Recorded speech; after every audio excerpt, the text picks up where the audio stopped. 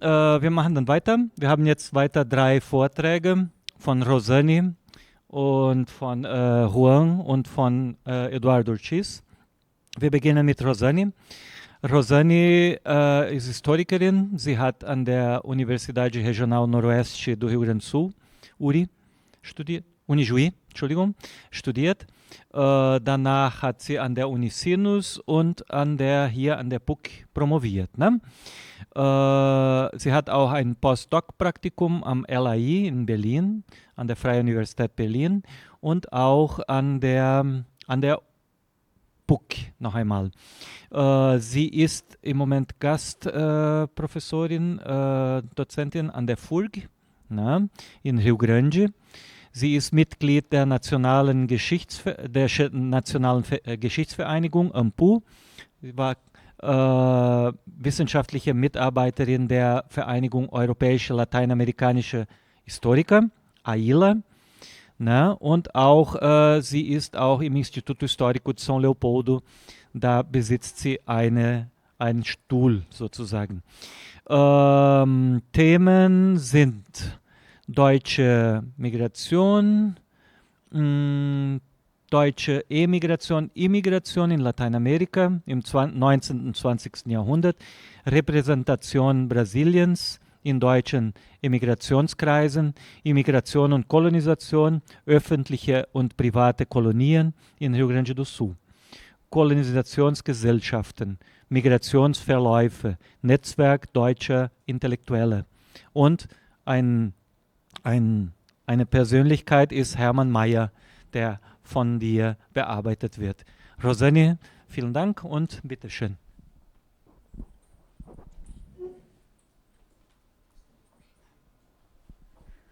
Bom dia, então eu vou falar em português, que eu também consigo falar melhor, embora eu entenda bem o alemão, leio em alemão, mas falar em termos acadêmicos é um pouquinho difícil, tá? Então o meu tema que eu vou trabalhar aqui é sobre as identidades dos teuto-gaúchos no Planalto rio-grandense. Então eu vou trazer um pouquinho a discussão que a Regina já trouxe, o Gerson trouxe na literatura, mostrar um pouquinho como essas identidades elas vão se construindo historicamente aqui no Rio Grande do Sul. Então eu vou trabalhar uma colônia específica, que é uma colônia alemã, e mostrar um pouco como que nessa colônia se colocam essas questões do ser brasileiro, do ser gaúcho e do ser alemão. Então os meus slides eu traduzi em alemão as partes, né, então facilita para quem quiser acompanhar. Então a imigração e colonização aqui no Rio Grande do Sul nós temos no século XIX, mais próxima aqui a Porto Alegre, as nossas colônias, né, que ocupam o Vale do Rio dos Sinos, Caí, Taquari e Antas. E a região que eu trabalho é a colonização do Planalto rio-grandense, a partir de 1890, ou seja, já no Brasil República, que é uma região um pouco diferente. Então, ela é uma região de latifúndios, é uma região onde existe muito ervateiro ou erva mate, né? Chimarrão, então tem a produção de erva mate nessa região. A presença de lavradores nacionais ou caboclos, reservas indígenas, né? Então toldos indígenas, reservas indígenas, é uma região que tem essa característica, e também populações afro-brasileiras. Então eu considero ele um espaço híbrido, tanto na questão social quanto na questão ética. Então nós temos pessoas com muito capital e pessoas muito pobres. Um contato intenso entre imigrantes, descendentes de imigrantes e nacionais. Então, essa região do Planalto ela vai receber principalmente os descendentes de imigrantes alemães, italianos, poloneses, de outros grupos étnicos das colônias aqui, do entorno da capital, que vão para esta região. Então, já são descendentes de alemães de segunda, terceira, quarta geração. Então, são pessoas que já falam em português, já têm os hábitos daqui, da cultura. O meu recorte de trabalho, então, é a colônia Neu-Wittenberg, né? Ela é colonizada pela colonizadora do Hermann Mayer. Então, eu trabalho a documentação do Hermann Mayer, da colonizadora. O Hermann Mayer ele é o dono do Bibliographics Institut de Leipzig. Ele nunca vai morar aqui no Brasil, ele vem para cá, compra as terras e administra da Alemanha. Então, como fontes, eu vou trabalhar os escritos da colonizadora. Eu vou trazer um exemplo aqui da peça de teatro da Maria Faulhaber. Maria Faulhaber, ela é esposa do Hermann Faulhaber. O Hermann Faulhaber é pastor, ela é professora. E ela vai escrever algumas peças de teatro. E do Minuli Gomes Amorim. O Minuli Gomes Amorim, ele vai ser o professor público na colônia, que vai trabalhar na escola pública, enquanto que a Maria e o Hermann Faulhaber trabalham na escola privada, né, particular. E o Minuli vai ensinar a língua portuguesa para o Hermann Faulhaber e o Faulhaber vai ensinar alemão para o Minuli. Então, é essa troca. O Minuli é representante da prefeitura de Cruz Alta, então ele vai ser a questão do poder local, né, representando a prefeitura. Então, aqui eu trouxe novamente um mapa do Rio Grande do Sul também. A região da colonização alemã, então, é essa área aqui. Aqui é Neuwittenberg, né? Aqui tem a parte das outras colonizações. Colonização italiana, essa região aqui. Chemista, né? Chemista Colonie, que seria a parte de Ijuí aqui. Então, essa na República, aqui no Brasil, o modelo de colonização, que são as Chemista Colonie, colônias mistas, né? Então, nós temos essa região aqui toda, ela vai misturar imigrantes e descendentes alemães, italianos, todos os que vêm para cá. E aqui é a área de mata. Então, as colônias, elas se localizam nas zonas de mata, ou seja, Urwaldkolonies, né? Então, essa é a região. Aqui, especificamente, colônia Neuwittenberg, colônia Xingu também é da colonizadora. Aqui é o Alto Jacuí, né? E aqui as colônias mistas. Tá? Então, a colônia Neuwittenberg, ela fica do lado de Juí, que é uma Chemista Colonie. Então, ela é um contraste aqui, uma colônia alemã na República, é a única que nós temos aqui do Rio Grande do Sul, que na República ela se forma como uma colônia étnica, porque a proposta do governo é colônias mistas. E aqui também outro mapa mostrando a colonização alemã, para onde ela se direciona. Então, de São Leopoldo, aqui seria esse trajeto que vai fazer para ir para a região noroeste. Então, Neuwittenberg fica nessa região.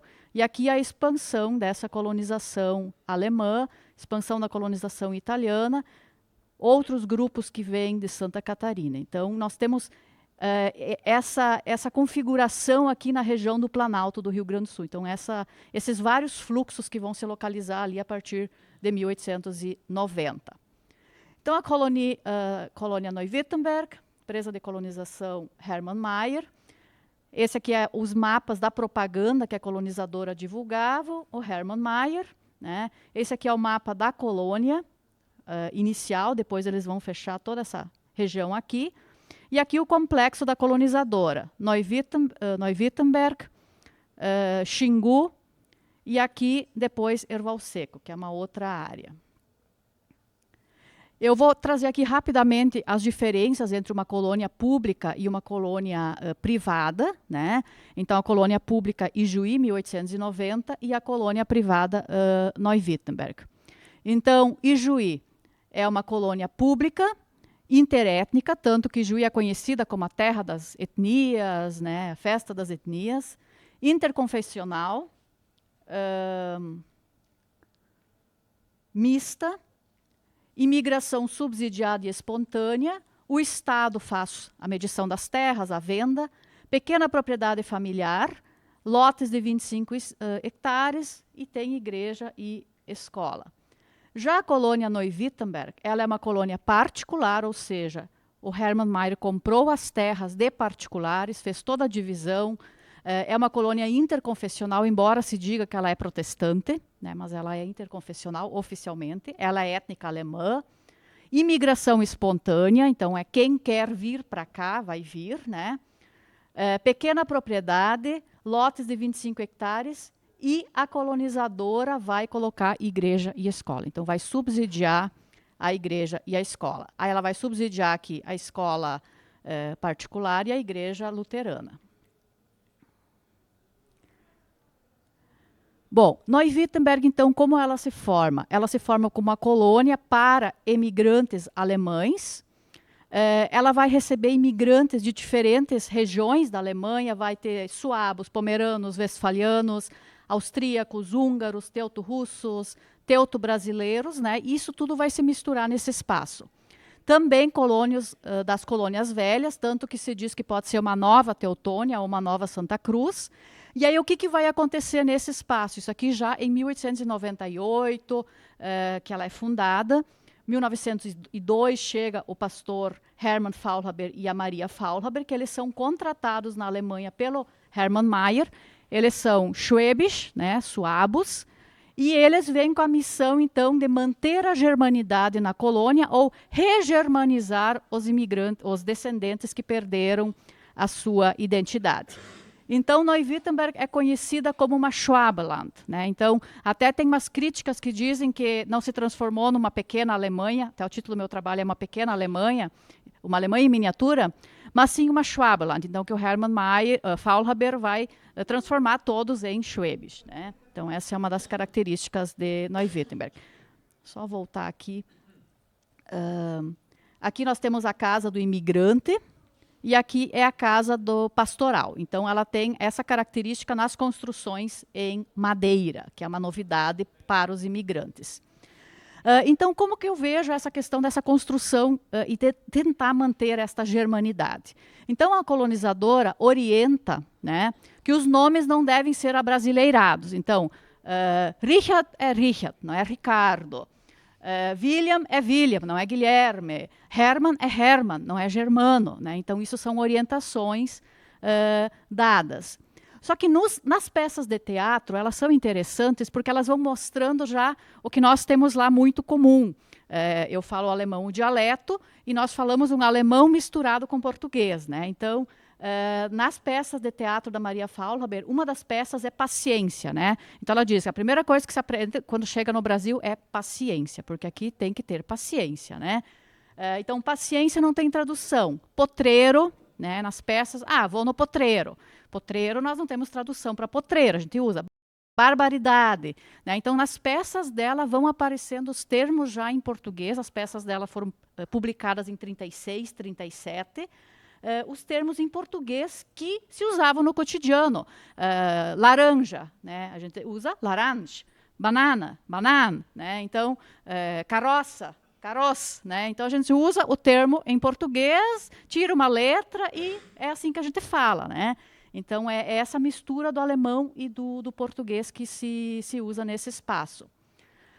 Sobre a configuração da colônia, em 1903, o Hermann Faulhaber, ele já traz que nós temos os descendentes de alemães, ou seja, os velhos colonos, alda colonista, né, que eles são independentes, individualistas, que eles não querem saber eles são independentes em relação ao Estado, à igreja, ao jornal, ao partido político. E ele traz uma questão aqui que é as relações entre os imigrantes, né? Então, ele diz, os que vêm de Berlim se acham berlinenses, eles se acham melhores.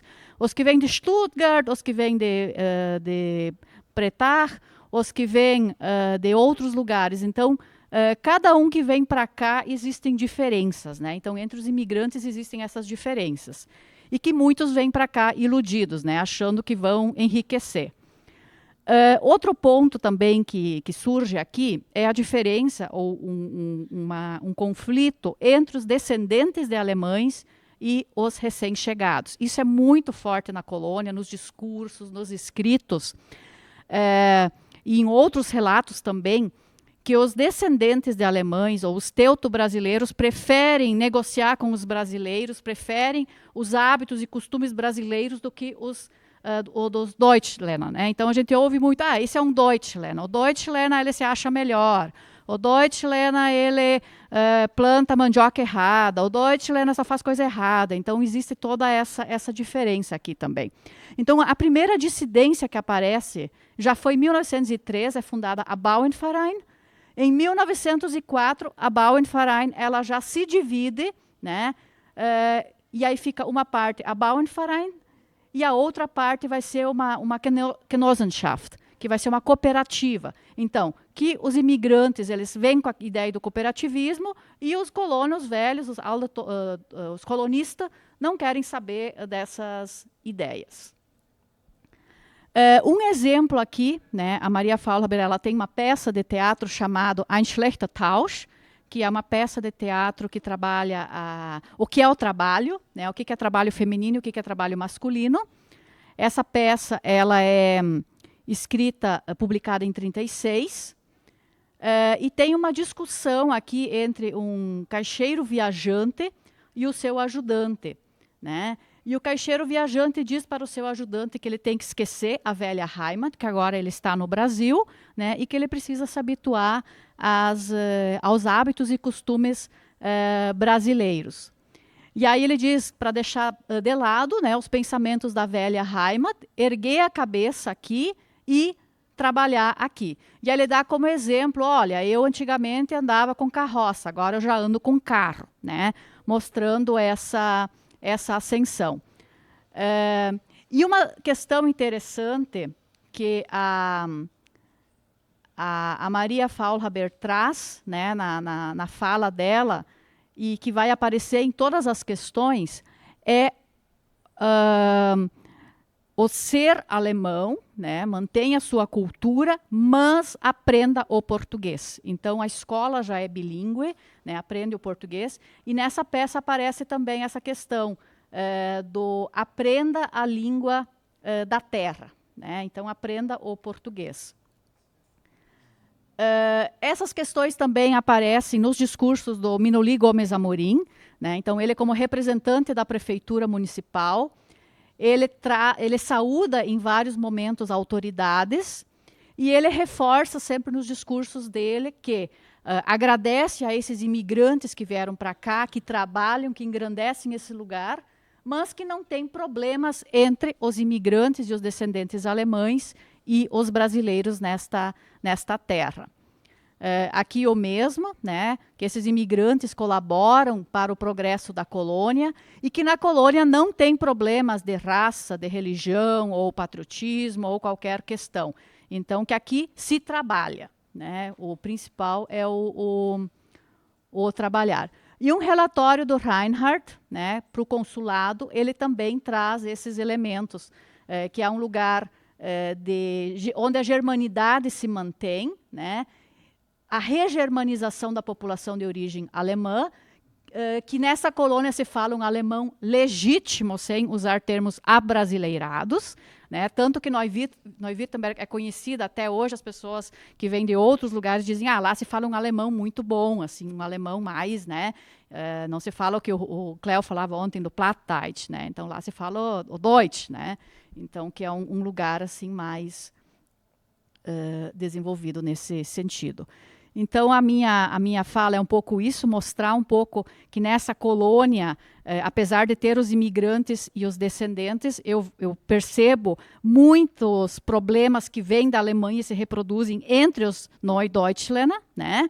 E que existem as rivalidades entre os Neudeutschländer e os colonistas, né? Só que para o exterior eles se representam como nós, os alemães. Mas quando você vai olhar lá dentro, existe muito conflito, existe muita discussão, existem muitas questões, né? Então, e muita relação com o nacional já, né? Então, assim, é essas colônias, esse modelo de colônia que vai se formar na região do Planalto aqui do Rio Grande do Sul. É isso, obrigada. Dankeschön.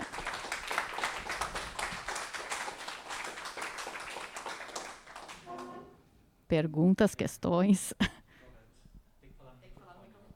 Português. Tá. Pergunto auf Deutsch? Ok, senão eu respondo em português, ou repito. Eine Frage, die ich fand es ganz interessant. Sie haben ja schon gezeigt, wie die Namen, zum Beispiel Richard statt Ricardo, ne, zu tun haben mit Fragen von Macht. Ne?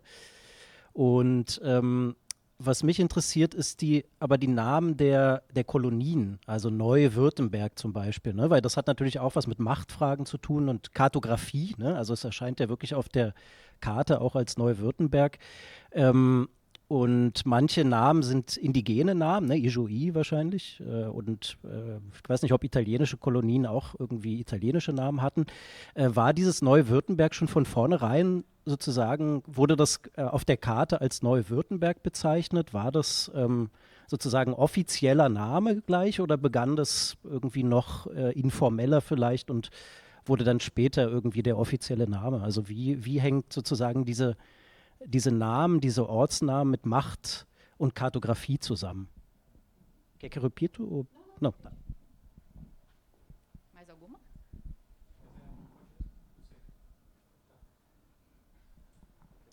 Tá. Aqui teve que ser muito rápido, né? Então, a colônia Neu-Württemberg, o nome dela, tanto que é uma colônia, um Schwaberland, ela é escolhido pelo Ernst Kraft, que ele é de Stuttgart e é amigo do Hermann Mayer. Então, é esse grupo, o Janas também, Janas, Kraft, Mayer, é um grupo de intelectuais e o Kraft vai sugerir, né, que o nome da colônia seja Neu-Württemberg e que os imigrantes venham de Württemberg. Então, aqui seria uma nova Württemberg, né? E o projeto inicial era trazer um grupo enorme de Schwäbisch para cá. Isso não deu muito certo, mas o nome ficou. Então, o nome oficial da colônia é Neu-Württemberg, de 1898, vai aparecer nos mapas, o registro oficial de terras, tudo é Neu-Württemberg.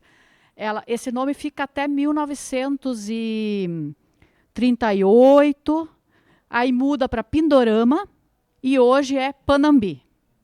Então, aí sim vem os nomes indígenas, porque primeiro tem todo o trabalho do Mayer de transformar essa colônia numa colônia alemã autêntica, tanto que ela é vista como uma colônia modelo, todos os cônsules, todas as pessoas que vêm na Alemanha vão visitar lá. Eles passam São Leopoldo e vão para Neu-Württemberg, né, Panambi hoje. Então, existe todo esse modelo. E com a campanha de nacionalização, o projeto do governo é destruir tudo isso, visto como o maior centro nazista aqui do Rio Grande do Sul, precisa acabar com tudo. Então, tudo que foi construído é destruído. A escola é fechada, os imigrantes que estavam lá como pastor, como professor, são todos afastados, alguns voltam para a Alemanha. Então, existe essa desconstrução a partir de 37 e 38. Mas o nome oficial tem toda uma questão por trás dessa escolha desse nome. Tem uns textos bem interessantes que eu trabalho agora, desses intelectuais discutindo só a questão do nome, né? Qual é o modelo que eles querem. Panambi é 38 em diante, 1938, e é um nome, como se diz lá, que o prefeito de Cruz Alta pegou um dicionário de língua indígena e trocou todos os nomes do município e das linhas, porque as linhas eram a linha Leipzig, linha Berlim, linha Hunsrück, linha Schwaben, era tudo assim. Hoje é linha Ociaru, linha Maranhão, linha Morengaba, todos os nomes indígenas, que não dizem nada para a população local, né?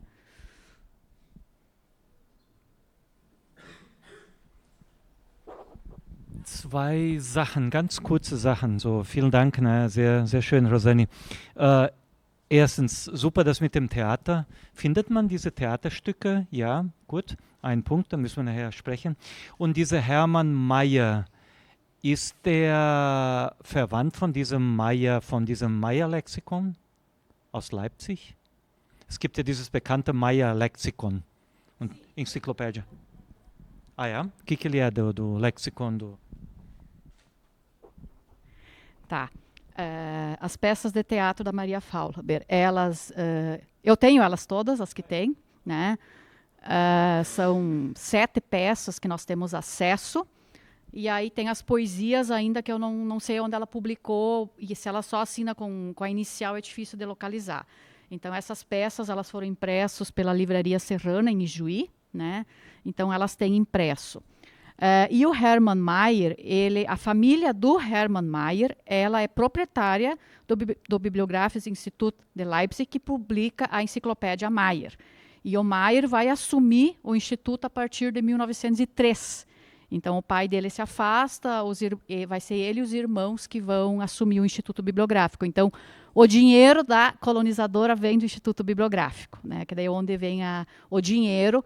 Só que a questão interessante assim, é que ele é um jovem, ele vem aqui para o Brasil visitar a região do Xingu, ele vai estudar os povos indígenas, né, da região do Xingu, no Mato Grosso, e ele se empolga aqui com o negócio do momento, porque o irmão dele, o Karl Mayer, ele vai escalar o Monte Kilimanjaro na África.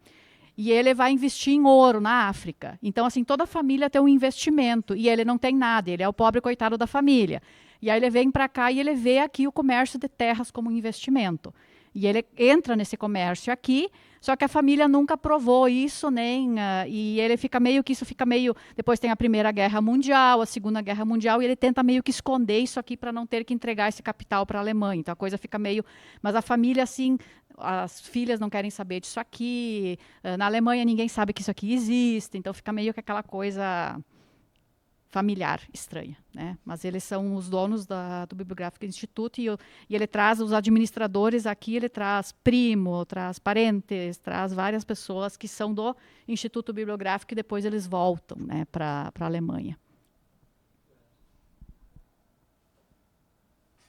Mais questões? Isto? Muito obrigada, então.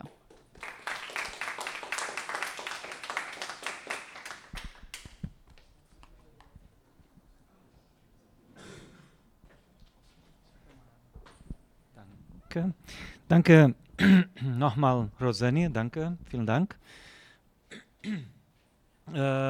Jetzt präsentiere ich dann Eduardo Ortiz.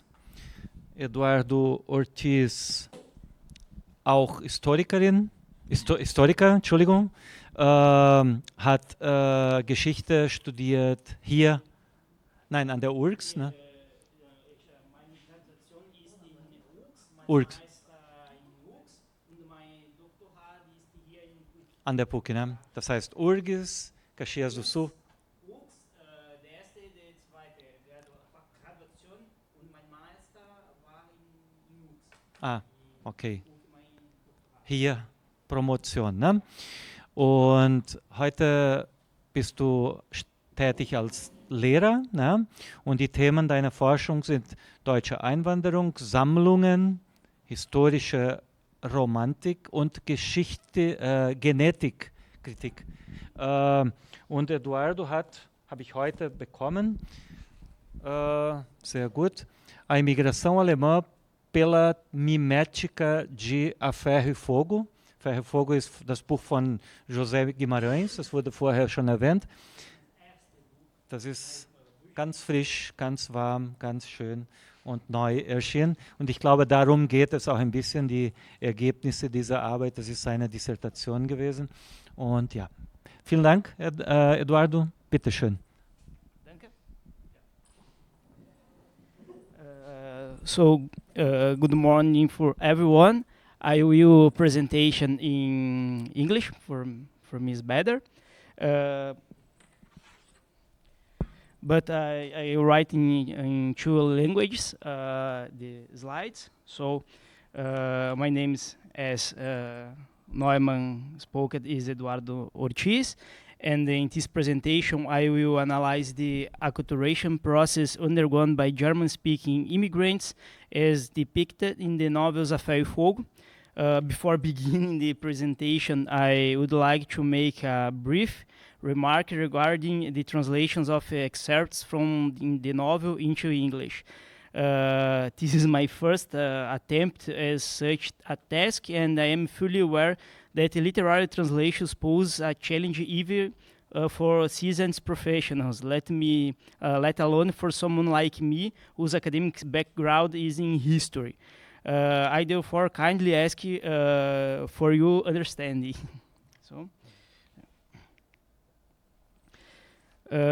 in 1824, the first German-speaking immigrants arrived in Rio Grande do Sul.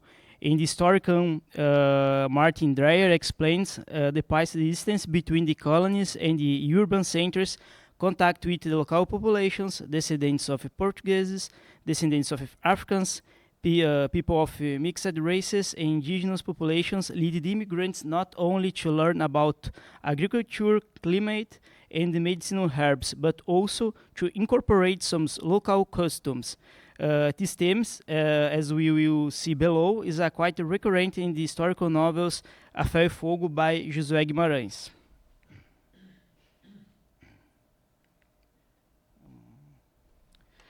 So,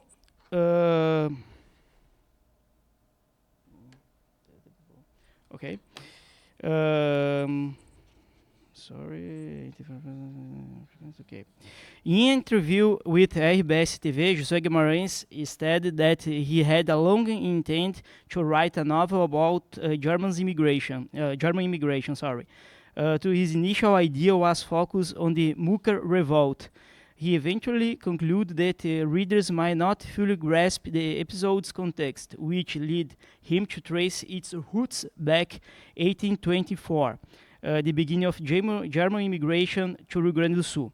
From this point, he developed the idea of trilogy. The first volume, A Ferro e Fogo, Tempo de Solidão, narrates the arrival of German immigrants in the province of São Pedro do Rio Grande do Sul, the foundation of the São Leopoldo colony, the Cisplatin War, and the many challenges faced during the early years of settlements.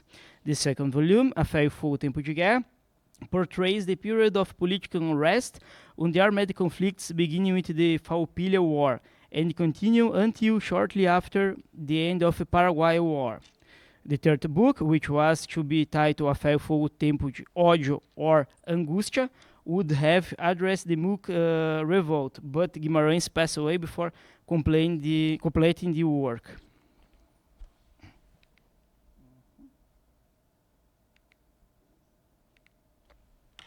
So, the chimarrão, a beverage of indigenous origins and one of the symbols of the state of Rio Grande do Sul, quickly gained popularity among the newly arrived immigrants. As Dreyer notes, this was due to exchange of knowledge with indigenous and African people. In A Ferro e Fogo, there are several passages that depict as this cultural exchange. The main character who shows appreciation for the beverage is Daniel Abraão Schneider, who, after tasting chimarrão, begins to consume it regularly. It is noteworthy that the preparation of mate and its introduction to the Schneider's family are taught by Juanito, an indigenous man who serves as a kind of servant to the family.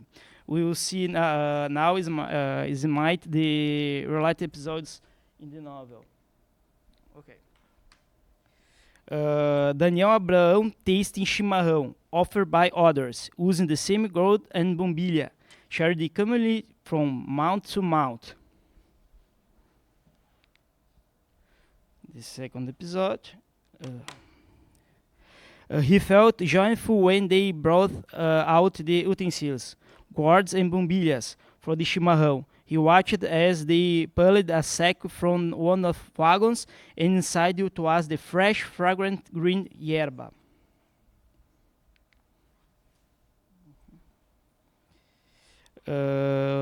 Follow the chronology of the novel, we see the chimarrão becomes part of Schneider's daily life, as demonstrated in the subsequent chaos. At daybreak, after drinking chimarrão, which they no longer dispense with despite its bitterness, Frederico gathered his people and began the journey.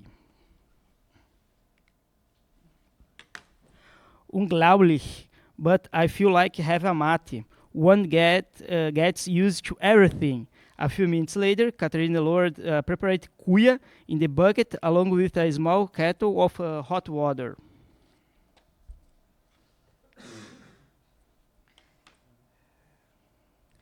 Philip, absorbed in watching his father working, handed him the proper tools, helped secure the pies on the workbench, and he filled the mate during the brief pauses when his father Grud in hand, stepped back to better admire the work. He would run to the kitchen when the water ran out, returning with the kettle full and steaming.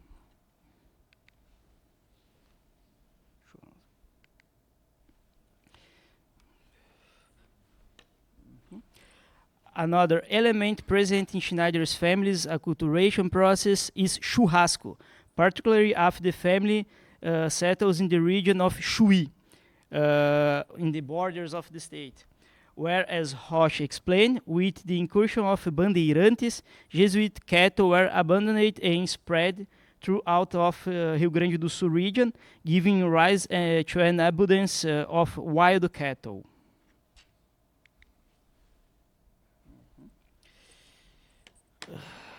They slaughter and fox. For the first time, the family from Hamburg ate their own churrasco, later stretching the remains of meat on a long sticks to dry. The indigenous man and the woman were serving churrasco made with fresh meat. Catarina had ordered Juanito to slaughter a sheep as soon as she caught signs of the caravan. Is an element that a lot of people brought to morning here. One of the most emblematic elements of the gaúcho is the horse, which, more than a mere means of transportation, represents an indispensable tool for daily labor and a crucial ally in the military campaigns. Unlike in Europe, where the animal was typically reserved for the highest social classes, here in Rio Grande do Sul it was accessible to a broader segments of society.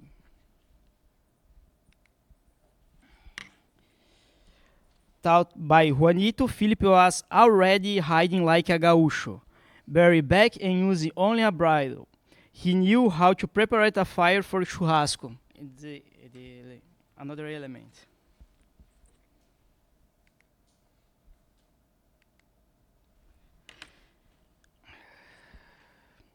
As the novel progresses chronologically, we can also observe the gradual replacement of European garments with a local attire.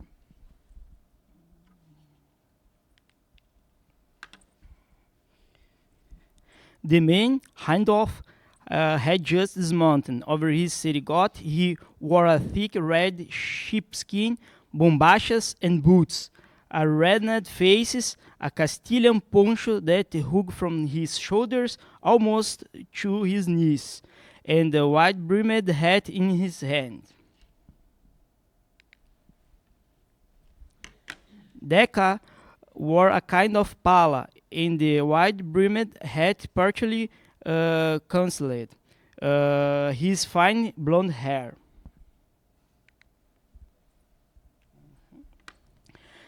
Mounted on their horses, Philip's companions were waiting for him in front of the house. Frederico Bormann wore a large black wide-brimmed hat and a coffee-colored poncho trimming his fringes.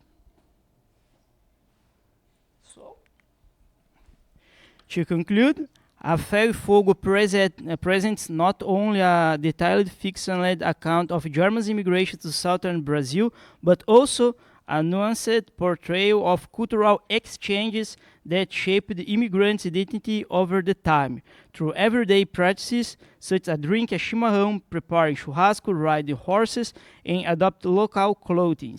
The characters illustrate a process of gradual and complex acculturation. Far from being a unidirectional assimilation, this process reveals the interplay between different cultural traditions in the making of a new hybrid identity of the Brazilian frontier. So that was my presentation. Thank you for your attention. If you have any questions, I would be happy to answer them.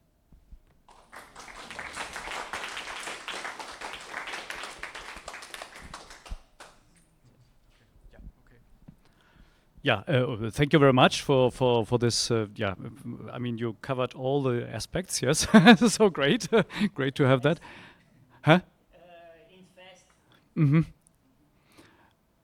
Yeah. Do we have any questions?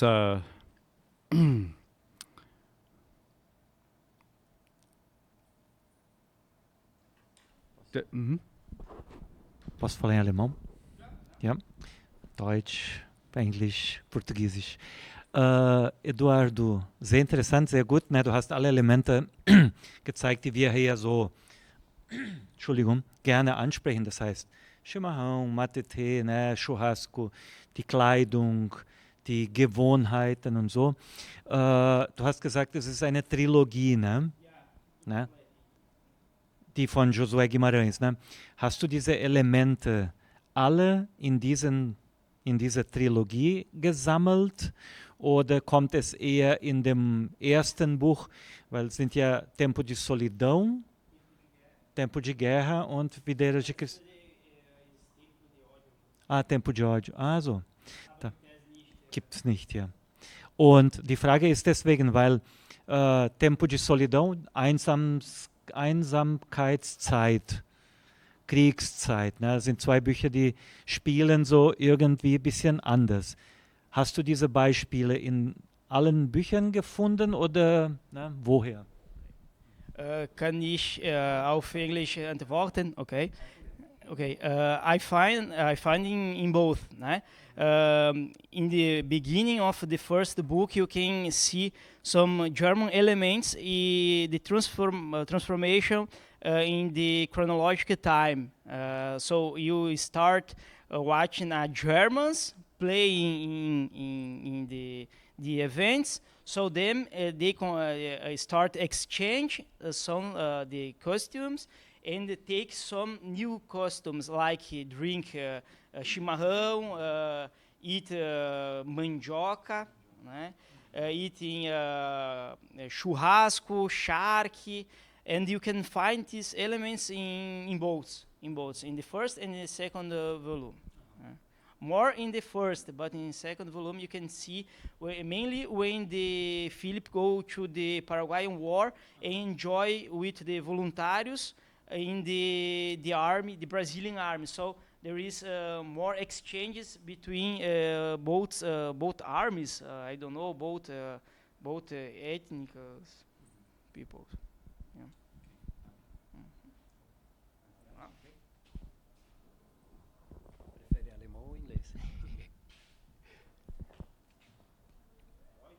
Deutsch?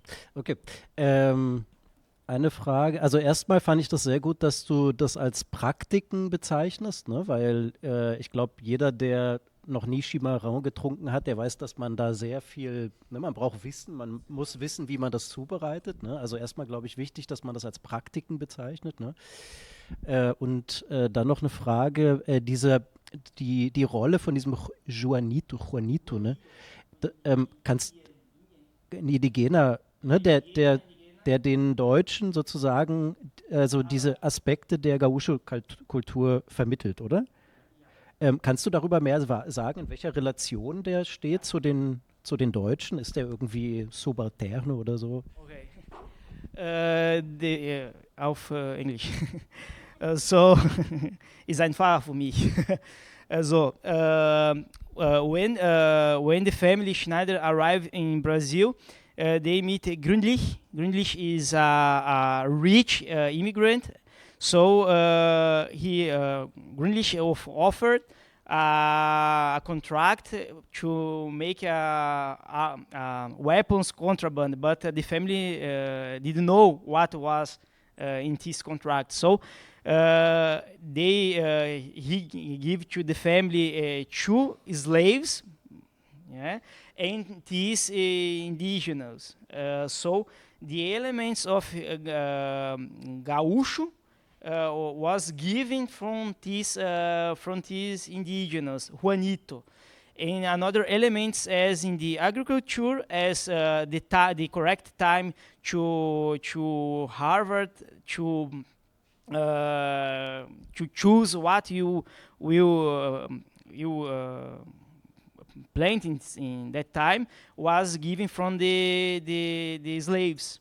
So shows the exchange of cultural that starts with this encounter between three peoples. Yes, yes. Something that don't appear in the historical works until this romance was launched. I answer. Okay.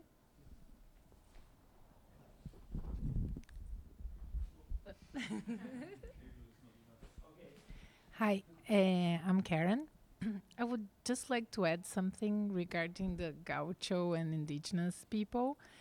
Actually, indigenous Guarani people, especially and Kangan people, are the ones that make the Gaucho identity, right? So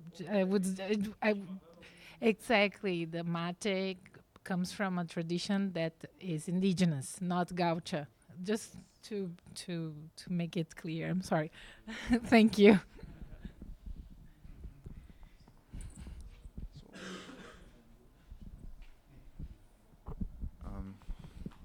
First, thank you for your presentation. I found it very, very interesting. I would just, maybe if you can talk a bit more about Josué Guimarães, specifically who he was, his life, because I actually don't know that much about him. And it's interesting because the novel was published, Ferro e Fogo, in 1972, right? So it's interesting to have a historical novel, a genre which here in Rio Grande do Sul is mostly tied to Érico Veríssimo in the 40s, and to see that reproduced in the 70s, I think, as far as I know, the only one other who was also doing that is Luiz Antônio de Assis Brasil too. So maybe if you could talk a bit more about his biography, Josué Guimarães, who exactly he was, and how did he tie to the literary tradition of Rio Grande do Sul exactly in the time he was producing? Because it was a time that gauchismo was changing a lot with nativismo. The indigenous roots of the gaucho were being upheld. I think his novel has that in a bit of a difference with Érico already. But anyway, if you could just talk a bit more about the author. Josué Guimarães was a friend of Érico Veríssimo. So you can see na Terra and Catarina a lot of elements that was are quite equal. And Videiras de Cristal from Assis Brasil was the final work of Josué Guimarães. They are two friends. Josué Guimarães, that was the first novel of Josué Guimarães. He born in São Jerônimo, in São Jerônimo, and he write a lot of journals, columns. So, and as Dom Chicote, and that was the first work about our first work. No, I'm sorry, the first historical novel that you can find. So he was a friend of Érico Veríssimo. When I was research at Adlog, Acervo Literário de Josué Guimarães in UPF, I found some letters exchange with Josué Guimarães and Érico Veríssimo, ask some things, and the relationship between Assis Brasil and Josué Guimarães was they had a great relationship. So the Videiras de Cristal was the final book of trilogy that unfortunately Josué Guimarães didn't finish. So.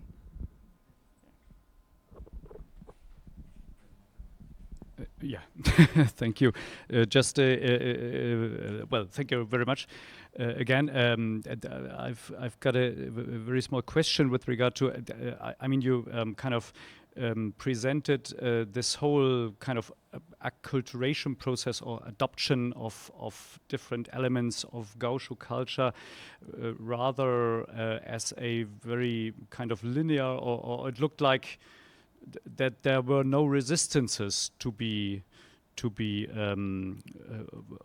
overcome. Yes, and my question is: does the author or the protagonists in the novel somehow problematize the adoption of those gauche? I mean, is there any? Do the protagonists show at some points resistance towards adopting those elements of? I mean, culinary elements. Drinking chimarrão, I think, is well, depending on where you come from and what you're used to, accustomed to. But at the first moment, it might kind of seem to be a little bitter. I think you mentioned that, yes, but is there any kind of such problematization of this adoption and acculturation process that in the novel? Yes, thank you. So was naturally. Sometimes Daniel Abrão remember the taste of the bread from Germany, so don't have milk to make the bread. So so I have to eat mandioca. So that's what I have to eat. So and yes, no choice. Or you receive these customs, or you are a problem. So look like a natural process in the book. There is no resistance to receive this kind of costumes. Okay. So. Okay. Would you think that it I mean, this kind of painting it and framing it is somehow according to the real acculturation process, or would you say that it is kind of a prospective Yes. romanticization or idealization? Yes. About the bread. Yeah. In 3 years, the Germans colonies had a mill and start produce bread. So okay, now we have to eat these things, but we will, as soon as possible, bring the German culture from our state, for our land, and start again eat bread, make beer. So, but is in the São Leopoldo, in this as close as Porto Alegre, is more. How can I explain? Is more visible, this process. You have some colonies far from the capital and where don't has rivers, so is this acculturation was forced. Okay. Welcome. Super, vielen Dank. Vielen Dank, Eduardo. Ja, und dann kommen wir zu Rhuan. Bitte schön. Rhuan. Ich präsentiere also Rhuan Targino Zaleski Trindade. Ja. Rhuan ist auch Historiker, hat hier an der URGS studiert, hat auch da sein Master geschrieben, aber promoviert an der Universidade Federal do Paraná, richtig, ne? Rhuan arbeitet im Moment an der Universidade Estadual do Centro-Oeste Irati, ne? Genau, in Paraná, im Bundesland Paraná. Er ist Mitglied einige Forschungsgruppen von CNPq, ne? Sehr aktiv ist, aber ich nenne hier ein sehr interessanter, für uns sehr interessant, für dich besonders. Er ist in einer Forschungsgruppe, Gruppe de Pesquisa, und da geht es, das heißt, Polen und ihre Nachkommen in Brasilien, ein kontinuierlicher Integrationsprozess. Ne? Und sehr interessant, weil er beschäftigt sich mit der polnischen Einwanderung, außerdem andere Forschungsgruppen, CNPq und so, in São Paulo eine, in Paraná, auch hier in Porto Alegre. Und jetzt im Moment bist du aktiv in Irati und Forschungsbereiche Geschichte und Migration, polnische Präsenz. Und ja, das ist sein Vortrag heute. Danke, Rhuan.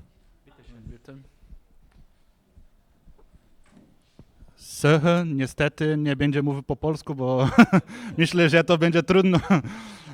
So I'll try to read in English this text that I made the translation. The same problem with Eduardo have with the translation, but I'll try to present this work about this research about the national elements and the ethnic elements eventually in the installation of the monument in honor of Frédéric Chopin, which took place in 1963, as well as Nicolau Copernicus in 1973, 10 years later, both in Porto Alegre. In this way, we sought through the sources available in the Edmundo Gardolinski's archive of the Federal University of Rio Grande do Sul, URGS, compiled by the engineer who names the collection, to discuss issues related to the vision of Chopin and Copernicus as heroes of Poland, and as characters for the constitution of the Polish ethnic identity in Rio Grande do Sul. So, let's try. Oh, no. Okay. So, that is Edmundo Gardolinski, was a civil engineer of Polish descent, born in São Mateus do Sul, Paraná, who settled in Rio Grande do Sul and built a large memorial collection about Polish immigration to the state, which is located at the Núcleo de Pesquisa em História, the NPH of URGS. In this sense, it is a fruitful place of research on the Polish group and particularly its ethnic identity constitutions within the society of Rio Grande do Sul. So we can see Gardolinski with gaúcho clothes, but he has on his hands the Polish newspaper Lud, the People, from Curitiba. He's showing to some Polish colonists in Kaska. We therefore start from the initial elements that configure Polish identity, or the category of Polishness, Polskość, which emerged in the context of the emergence of European nationalisms in the 19th century, which Hobsbawm calls political nationalism, but with the specificity of the Polish case, given that the country itself did not exist, dominated by neighboring powers. Therefore, there was no state capable of promoting national sentiment in the traditional way in the 19th century. Hobsbawm therefore analyzes that Polish nationalism was focused on the recovery of the state. That is, what existed was a proto-nationalism, with the objective of fighting against the invader and recovering independence by combating the process of Russification and Germanization imposed by these countries. So this work of formulation was done by Polish intellectuals engaged in the independence struggle, according to Parte. Finally, the state promotion of Polish nationalism occurred within the return of the independent state in 1980. It was in the broad context that Polish immigrants began to come to Brazil, particularly between 1869 and 1930.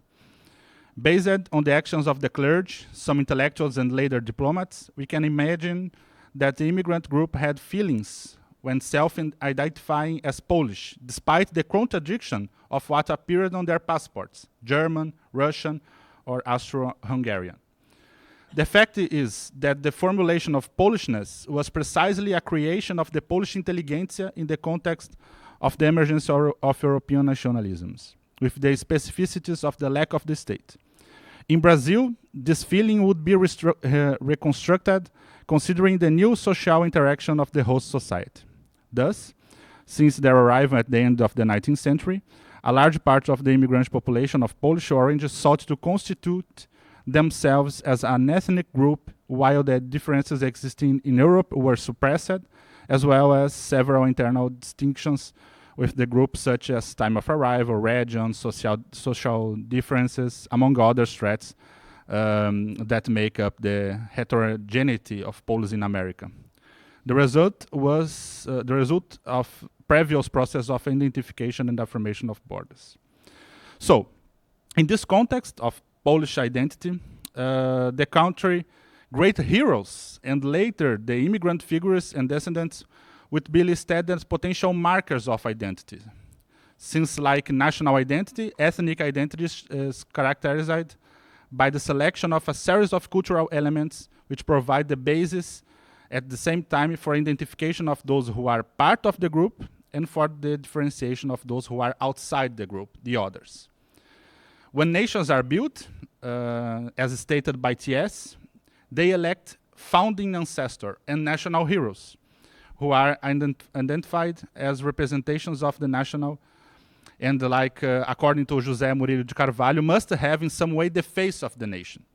It must respond to some collective need or aspiration, reflect some type of personality or behavior that corresponds to a collectively valued model. So these characteristics that shape the heroicization of figures such as Chopin and Copernicus by the Poles, both in Brazil and in Europe. So we can see this monument of Chopin. Porto Alegre is a very terrible city in some way, because now it was robbed, but no, we had this promotion some time ago. No? So as Conclini points out, they are the heroes of the nation. They are sanctuaries of identity, which allow us to remember certain things and forget others, so that the articulation of the hero as a monument embodies the identity objective in a very particular way, and is fundamental to understanding the way in which a given country, but also a social group, wants to be remembered. So this we can, regarding the first national hero to be monumentalized, Chopin, back in the 60s, when we had the 150th anniversary of the birth took place, with tributes being paid worldwide, and when Chopin's year was held by the Institute of Fine Arts of URGS in Porto Alegre. So we had a creation of a committee, basically with Polish descents, people of Polish origin, and people from URGS too. The idea was to create this bust, né? This hermit that will be displayed on the granite pedestal, the beautiful and expressive bronze effigy of Chopin, according to a pianist, Maria do Abreu, in a comment for Correio do Povo on November 1961. The initiative was from the Institute of Fine Arts and the Polish colony, of which Gardolinski was one of the main leaders. For the intellectual of Polish origin, Chopin was a Polish patriot and was permitted by revolutionary manifestations, factors which, added to his musicality and artistic gift, would be fundamental for the acceptance of the monument in Porto Alegre soil. So Gardolinski was based in his this reconstruction of Chopin's figure based on Polish biographers of the 19th century who were interested in reconstruction the Polish state and centered on nationalism as advocated by Hobsbawm, who mythologized Chopin's figure as a patriot and pro-independence. So we have this the participation of the clergy, Polish clergy, Jan Pitoń, Sociedade Polonia, Polish Towarzystwo, nie wiem, and others Polish people of Polish descent here in Porto Alegre who were part of this committee, and I think URGS was very there was a very strong work to create this bust, who was made by Abramo Eberle from Caxias do Sul, and the sculptor Fernando Corona, Spanish sculptor Fernando Corona, and the foundry artist Silvio Torreschini. And this bust was in the next to Araújo Viana Auditorium, on what would be the main artistic avenue of the city. So unfortunately, there is like this. The second one, Nicolau Copernicus. So I think it is still there. Okay, so we had this celebration of Copernicus occurred during this period of how can we say some celebrations of the centenaries of immigration in two important states with Polish presence: Paraná in 1971 and Rio Grande do Sul 1975. So people were encouraged to make new celebrations and commemorations for these heroes of the nation. So we had, according Richard Tomkiewicz, the cult of heroes under leadership of the Party in Poland, that is the socialist Poland, began in the early post-war years, and a characteristic feature of these activities was the adaptation of the biographies of venerated figures to the needs of those in power. Thus, figures such as Copernicus were highlighted due to the state's interests in memory, generating the promotion of his name, especially from 1973 onwards, when the astronomer's 500th birthday was celebrated. So Gardolinski was part 2 of the committee for Nicolaus Copernicus festivities. The committee was composed of members of Polish community, Polish society, local intellectuals, together with those celebrations and their importance for the achievement of the activities that took place afterwards. So Gardolinski mentioned several activities so that machine could gradually work with support from URGS and the planetarium, where is this monument at the planetarium. I think it still is there. So so in May 1973, a letter from Polish Consul General in Curitiba, Władysław Malik, Gardolinski sought to the Polish government support for the bust in Porto Alegre, which should be the same as the one in Curitiba. In response, the Consul Malik stated that he would help by starting work to build the monument. So the monument was made in Wrocław.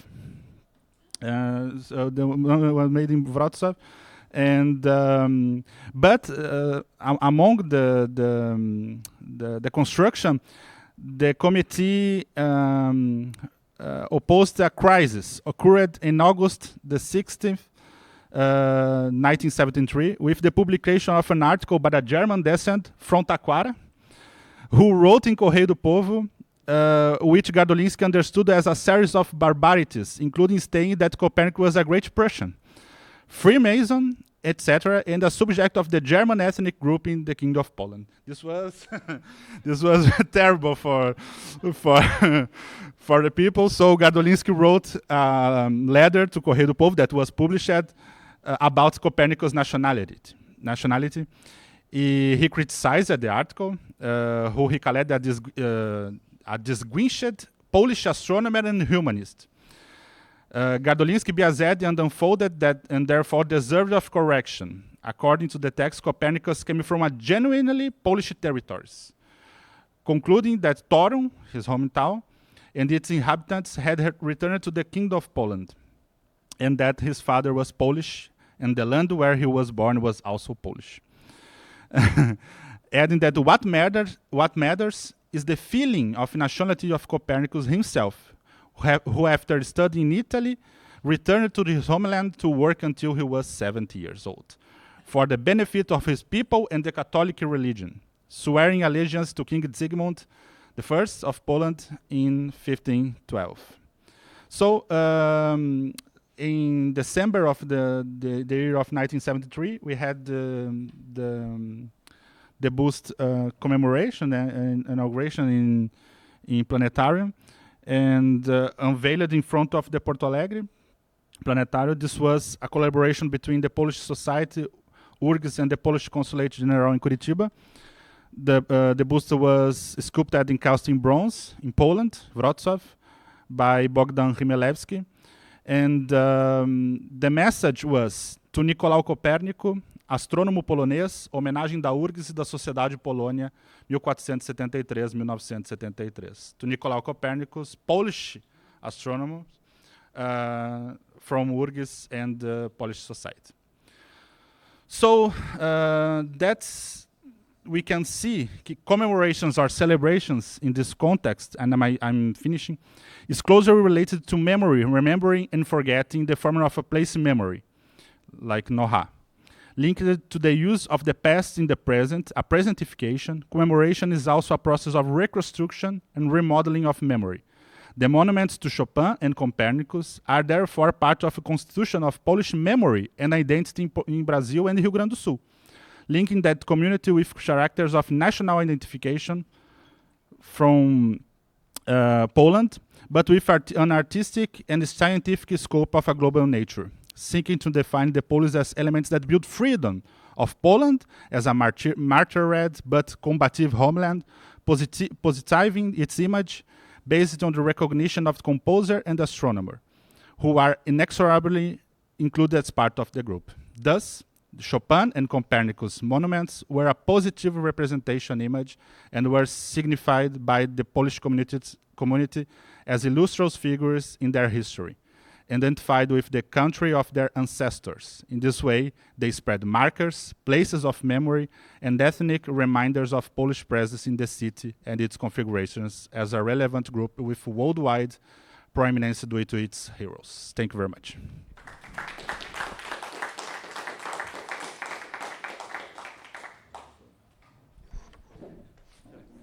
Okay, thank you very much for this great so to speak extension to another ethnic community of our workshop's topic. Are there any questions? Yeah, there are questions. Please come forward.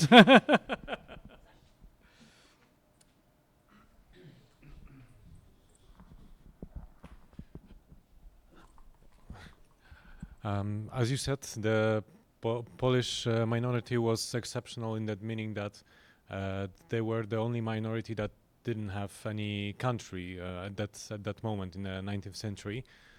So my question is, would you say that this fact somehow affected the process of assimilation with other minorities in Rio Grande do Sul or the indigenous people, or it hadn't has any effect at all? I can have another question. Totally different question, but we are from Wrocław. So, my question is, you said it at the end, but I would like to ask it. What is the status of these monuments now? Whether they are still like recognizable? Of course, the other one had more economic value, as we could see, the head of Chopin, than sentimental. But yes, whether they are still existing in the.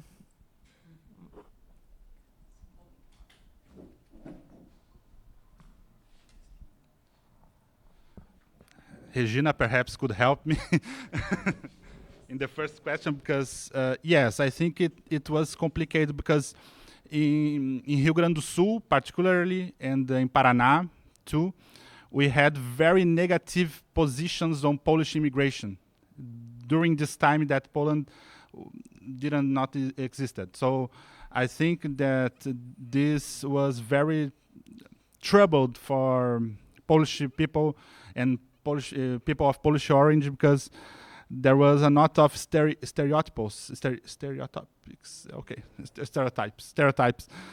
on Polish immigrants. So that was difficult. These monuments, as we can say, this is a kind of attempt to positivate this image of Polish immigrants. So was very difficult for Polish people here in Rio Grande do Sul and Paraná to assimilate, because they didn't have the, how can we say, the help from his country and etc. And this was made of bronze too, so I think it's more protected now because a little higher and close to the planetarium, so both are made of bronze, but this one is more protected now. So, and I think it's still there. No? I think it's still there. So we can see. It's just curiosity because you mentioned the stereotypes. As long as I remember, the stereotypes was more about Polish women, wasn't it? And less about men. I don't know, and I'm wondering, of course, it's like the monuments were built like long ago, and I guess like this whole issue about feminism was not so strong as it was today.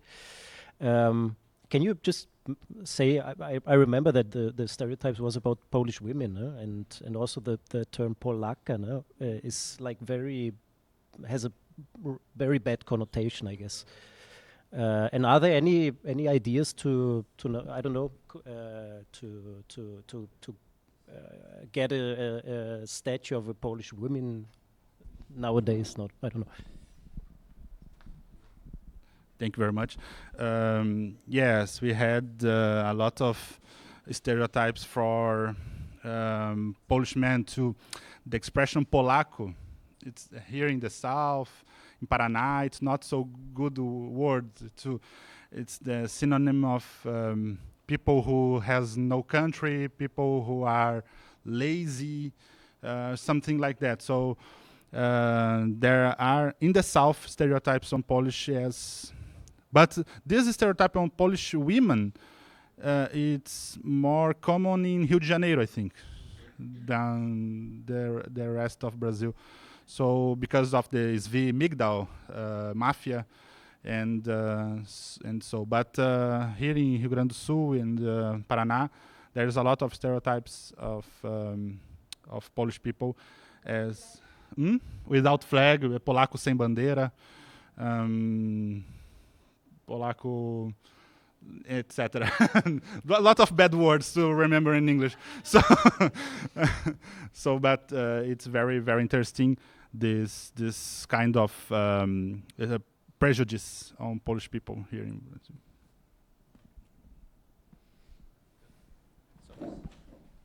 Okay. Yes. Yeah. Thank you. I've got a. I'm actually interested in the relationship between the Polish, or Polish descendants community in Brazil and communist Poland. Yes, during and I mean both of the monuments were built during the Cold War times, where there was obviously an independent Polish state, but not so much independent, yes, because it was part of the Soviet bloc, obviously, yes. And so, and you also mentioned that at least this monument was erected and financed not only by the Polish community or Polish descendants community in Brazil, but also with some support at least from the Polish side, yes. And this is kind of, so that, I mean, yeah, maybe can you say something more about this relationship? Was there any kind of, from the Polish state side, official side, were there any other initiatives to kind of approach the Polish descendants here, or any kind of establishing relationships, or was that a completely, how to say, an exception that they interacted here? And obviously also when it comes to national symbols, I mean the Soviet view or the communist view on Polish or what Polish national history should be like in communist Poland differs probably a lot from what it is today, or under different under free conditions. Yes. So yeah, thank you. Thank you a lot. I can make a promise. In 2 years, I can answer this question perfectly, because this is my project of postdoctorate. Okay, so I can make this promise. But Regina Weber has a text that she. You can explain this, but she said that Sociedade Polônia didn't agree with the new Polish government after the World War. So this was an exception. I can't say it now, but in 2 years, I promise I can answer this question perfectly. But okay, this is my project now. But this relationship was very, very complicated, and there was the dictatorship here in Brazil. So there a lot of fear of spies and things like that. So I'm now making this research. So I will say it better in 2 years. In 2 years.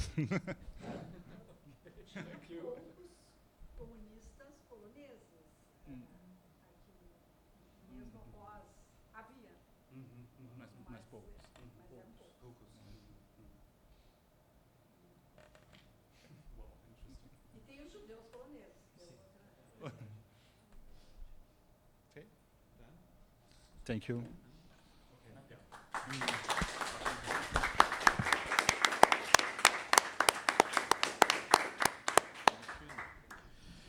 Yeah, thank you very much. That was actually the last presentation of our workshop. And so I would say again, thank you very much to all the participants and the audience to join this workshop. And I think it definitely showed the presentations that we just heard showed that there is obviously kind of still a broad field of possibilities for further research, yes, in different also ethnic group directions, I would say, yes, not only the German community, but the Polish one as well. And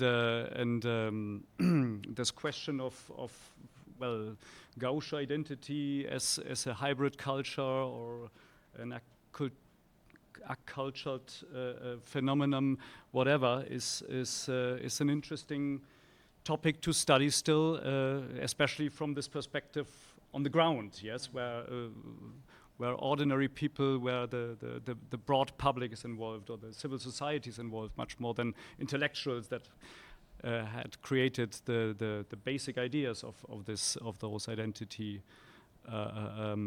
constructions, yes. And I don't know, I mean, yeah, what is there any final comment? I don't have any final comment. I think we should stay in contact, stay in touch, and think about further cooperations in this context. Yes, and I mean, one of the ideas that we originally also had is to figure out whether there is a possibility, there is interest from the side of the panelists and maybe some others that might be included as well to organize an anthology. Yes, a collective book on gathering different examples that we heard of today, and maybe adding some more, because there are two of the guests that we had invited actually unfortunately were not able to be part of that event today. So but their kind of contributions seem to be also very, very to the heart of the question that we wanted to discuss here. And so I think this would be definitely a good thing to have in the future, and to think about it and see whether there's a possibility. I mean, when it comes to organizing books, it's a hard work, and then there is the financial question. I don't know, maybe the DID or the CDEA would be able to kind of contribute to that. But that would be definitely, I think, some good idea in order to not leave things as they are and just let them disappear with this workshop that we had today, but have some kind of result that is lasting, more lasting than this workshop only. Yes, and I think, yes, we should. Fazemos livro. Tá. De acordo. You would like to say a final word? Or? It's okay. Oh, okay, yeah. So, okay, great. So, thank you very much again for your interest and for your participation and contributions. And yes, we wish you still some very interesting week with many additional insights on, well, the different topics of this Senko conference. And thank you very much again. And